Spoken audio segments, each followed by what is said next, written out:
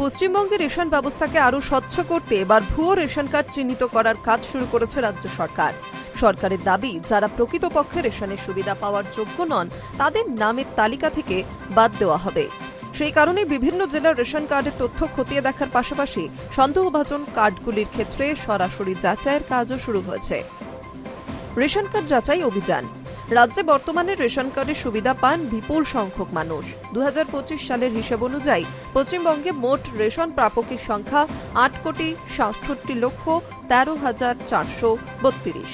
এই বিপুল সংখ্যক উপভোক্তাকে বিভিন্ন শ্রেণীতে ভাগ করা হয়েছে।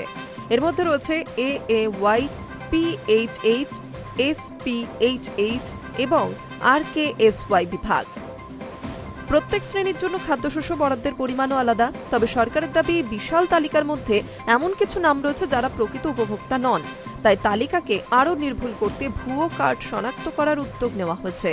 মুখ্যমন্ত্রী শুভেন্দু অধিকারীও স্পষ্টভাবে জানিয়েছেন, রেশনের সুবিধা শুধুমাত্র যোগ্য ব্যক্তিদের কাছেই পৌঁছানো নিশ্চিত করতে হবে। কারা পড়তে পারেন বাতিলের তালিকায়? খাদ্য দপ্তর সূত্রে জানা গিয়েছে, ভুয়ো কার্ড চিহ্নিত করার জন্য কয়েকটি বিষয়কে বিশেষ গুরুত্ব দেওয়া হচ্ছে। প্রথমত, যারা ভারতীয় নাগরিক নন অথচ রেশন কার্ড ব্যবহার করছেন বলে সন্দেহ রয়েছে, তাদের তথ্য খতিয়ে দেখা হবে। এই ক্ষেত্রে ভোটার তালিকার তথ্যও যাচাই প্রক্রিয়ায় কাজে লাগানো হতে পারে। এছাড়া এমন অনেক কার্ডও নজরে এসেছে যেখানে সাধারণ নিয়মের তুলনায় অনেক বেশি বয়সে তৈরি হয়েছে।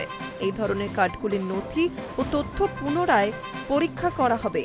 যাচাইয়ের সময়ও কোনো অসঙ্গতি বা জালিয়াতির প্রমাণ মিললে সংশ্লিষ্ট কার্ড বাতিল করা হতে পারে।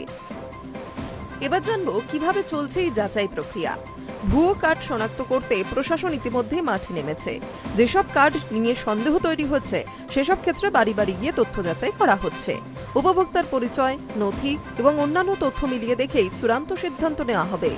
প্রথম পর্যায়ে কলকাতা, উত্তর 24 পরগনা, দক্ষিণ 24 পরগনা, নদিয়া, মালদা, কোচবিহার, মুর্শিদাবাদ এবং উত্তর দিনাজপুর জেলায় এই বিশেষ যাচাই অভিযান চালানো হচ্ছে। প্রশাসনিক সূত্রে খবর, এই ধাপ শেষ হলে ধীরে ধীরে রাজ্যের অন্যান্য জেলাতেও একই প্রক্রিয়া শুরু করা হবে। High news network.